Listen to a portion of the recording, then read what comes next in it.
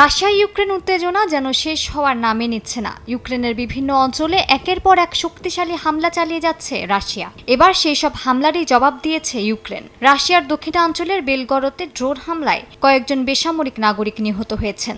আরও দক্ষিণে রোস্তভ অন্দনে একটি ড্রোন আবাসিক ভবনে আছড়ে পড়ে আগুন ধরে যায়। এ ঘটনায় বেশ কয়েকজন হতাহত হয়েছেন।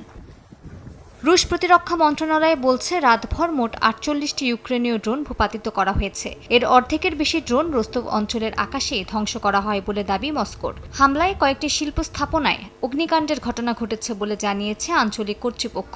কিয়েভের দাবি মস্কোর সামরিক ও জ্বালানি অবকাঠামো দুর্বল করতেই এসব ড্রোন হামলা জোরদার করা হয়েছে।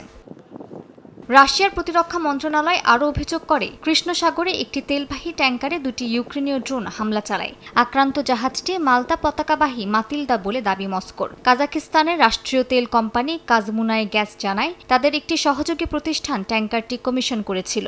রাশিয়ার নভরিস্ক বন্দর থেকে অপরিশোধিত তেল বহনের কথা ছিল জাহাজটির। একই দিনে অনলাইনে আরেকটি ট্যাঙ্কার ডেল্টা হারমোনিতে কামিগাসে ড্রোন আঘাতের ভিডিও ছড়িয়ে পড়ে। রাশিয়ার অভিযোগ, কিয়েভ পরিকল্পিতভাবে সিপিসি অবকাঠামোকে লক্ষ্য করে দীর্ঘ পাল্লার হামলা চালাচ্ছে।